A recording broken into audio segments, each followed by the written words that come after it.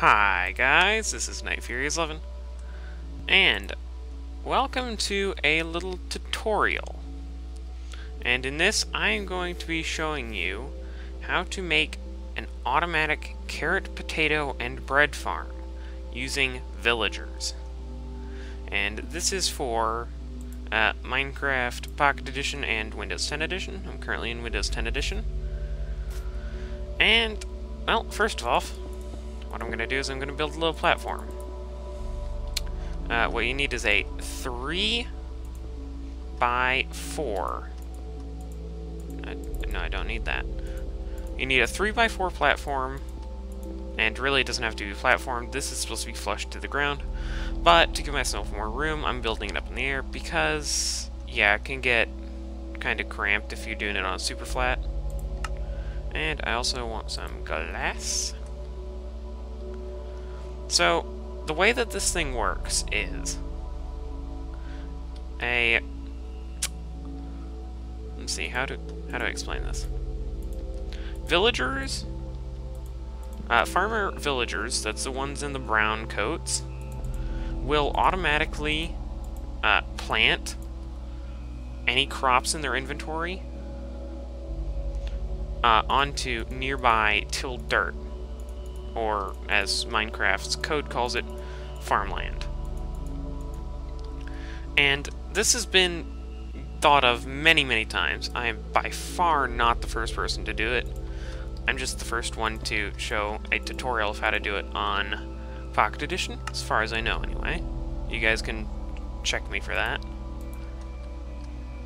But essentially, what it does is it sort of abuses villagers' natural tendency to throw crops at other villagers.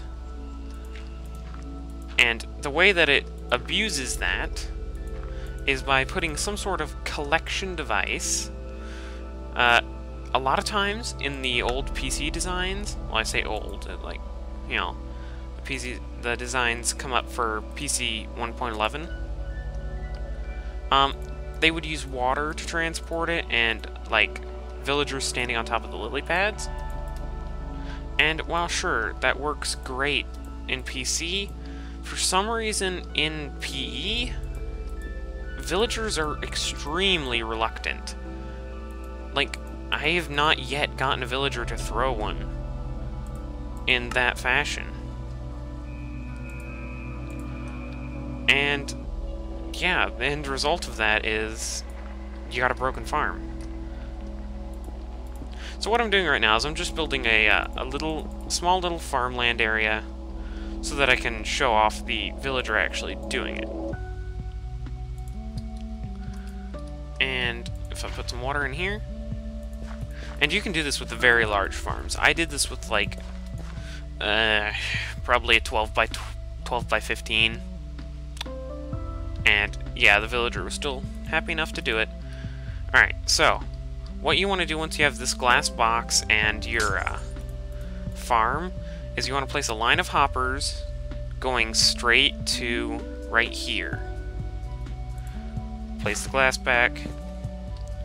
And then what you need to do is place any villager, doesn't matter what color coat they have or anything, into this box. Now, you know, since I'm in creative mode, I can just use a villager spawn egg. For you, you might have to use a minecart to get the villager over there. But whatever it is, it must be at least, the very edge of the farm must be at least 70 blocks away from the edge of the nearest village. Otherwise, the farmer villager will just be like, hey, I want to go over there and see all my friends, and won't do any farming whatsoever. Alright. Then what we have to do is I'm going to clear my inventory out for a second. And what we need for this is pistons, sticky pistons, repeaters, comparators. I actually do still need the hoppers. And sorry if the in-game music's a bit loud, but yeah. I need redstone torches and redstone dust. Actually, here, let me turn that down. It's almost too loud for me, and I actually like listening to it. But it's kind of distracting when I'm trying to record. There we go. So I can still hear it, but it shouldn't be too terrible. Alright, so the first thing you want to do is actually not right there. Right here, place a sticky piston facing upwards. Right like that. And then over... no, one block further away. Right here, place a redstone torch on the side of the block and a repeater facing into that sticky piston. This will push that farmland up, and when this block receives power, pull it down. This is a very important thing. All of the previous farms in the PC edition used darkness, so that this piece of crop right here was just too dark for the crops, and when they received a block update, they would instantly pop out of the ground. Now, in Pocket Edition, were that a dark block, as soon as a crop was placed in it, it would immediately pop out. Yes, I have tested this. That is what happens. And so, due to that, that design actually doesn't work. So yeah, I have designed this little thing to do it instead. So next one you want to do is right over here. It can be, I think, it can be a little bit closer in this, but just so that I have plenty of room to work, place two hoppers facing into each other with a comparator running out of each one. And I'm actually going to need like that. And why am I using blue stained clay? I don't know, because it looks nice. And then you want to place 3 redstone dust and then a repeater. And then mirror that on the other side. Now if you don't know what this is known as a hopper clock or a hopper timer. It's actually a really, really useful redstone circuit, and it's used to make essentially custom length clocks. And a redstone block is here. So, if I place a redstone block right here, this hopper is powered, so it will not output items. It can receive them still, but it will not output them. Then I will throw, I believe it's 45, it might be 46, 45 items. Oh, well, it doesn't matter because it needs to go in the other one. Oh, well, that's too many.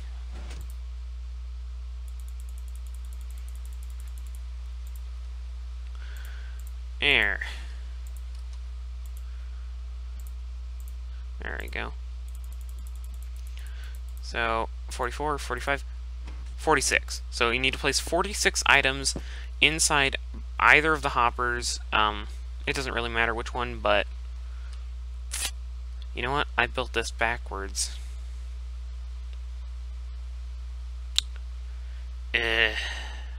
Whatever. This is why we improvise. But that doesn't work either. You know what? Forget it. I'm just gonna roll with it, because I'm not going to redo this recording. I already tried recording it once, and it failed then. Okay, well okay, good. That redstone block will not power that.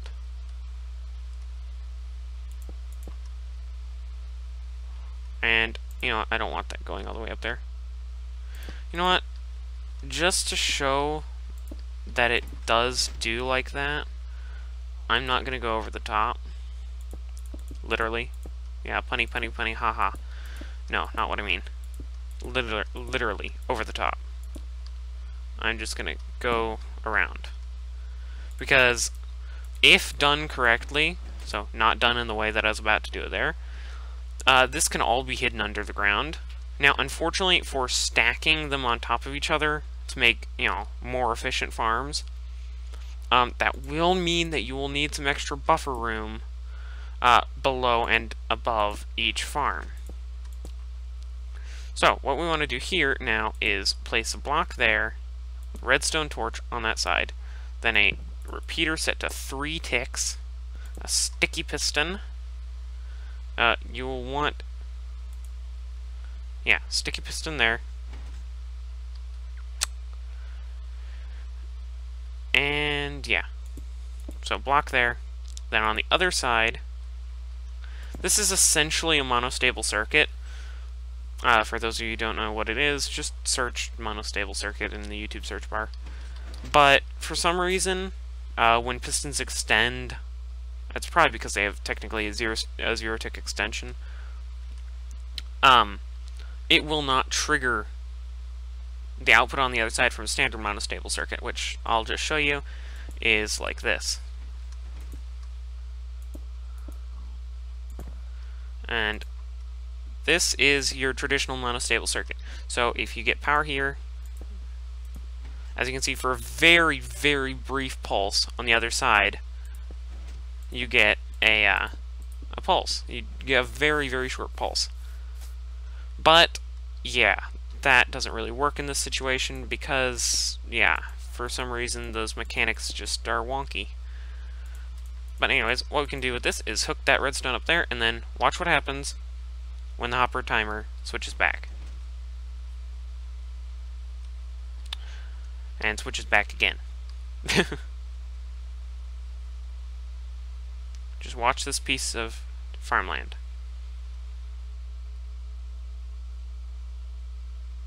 Wait for it. See? And that will break any crop on top of it, telling the farmer villager, oh, hey, I got one first try. Good. I don't have to kill any. That will tell the farmer villager, hey, there's an empty piece of farmland there. I should go till it. And this is all you need, actually. Just, here, I'll throw some food at the villager. Yeah, literally throwing food at the villager. I'll throw some carrots at him. There you go, buddy. I have plenty of carrots. How many did I actually throw at him? You know, I'll throw 5 more. Yeah, just get them. They're fine. They're still safe to eat just because they've been in the water. There you go. Swim out now. Okay, can you even swim out? There we go. Okay, yeah. Sure, villager. 1, 2, 3, 4. There you go. Now eat those. And now, what'll happen when this one is broken, and occasionally before then, is that villager will come over here, replanting, and then see his hungry little friend over here, and decide to throw him some food. And that food, as you can see, gets sucked up by the hoppers and dumped in here. Now, villagers are funky little things in that they will never throw more than half a stack at a time. As you can see, 19 plus 9, that's 28. So he still has 5 carrots on him. He just decided not to throw them. And he just did a little dance on top of that farmland, sure. Now, with a larger farm, you don't have to worry about this quite as much, but if you want a little extra level of security, replace that block there with a sticky piston, and replace this with a full block, and if you place a block on top of this redstone torch, place another redstone torch there, and then I think just place this here and place redstone dust there, I want to say, and then wait for this to go one more cycle and see if this works. I think it should. I'm pretty sure it should. But what it'll do is, yeah, it's got to flip back again yet. And the reason that that number of items is good, because it gives them adequate time to go and get distracted by something else. As I said, you don't have as much problem with this on smaller farms, or on larger farms, but occasionally he'll stand on that block for too long and get sucked down in the dirt. Yep, that failed for some reason. I mean, it worked, but... Now, yeah, guys, I'm improvising a bit here. I built this in a situation where it worked, but it's not the greatest thing. So if I put a repeater there, then that should fix the timing, because there's a repeater after that instead of just redstone dust, where I usually just have redstone dust. The design changes every time, people. I mean, yeah. Alright, dude, now go farm that and chuck whatever else you have. You don't have very much left, do you? Let's see, 9, that's right. You still have 2 more carrots in there. Anyways, this video is dragging on for a while. I just want to see if this works. Like I said, this is just a bit of an improvisation. It's not really necessary. Like I said, for larger farms, it'll work better. And also, yeah, and good, yeah. See, and if you make it so that they fire at the same time, it won't destroy that farmland, so you won't have to re-hoe it every single time. As long as they're on the exact same repeater setting, and you just use that very small torch tower, it should work fine.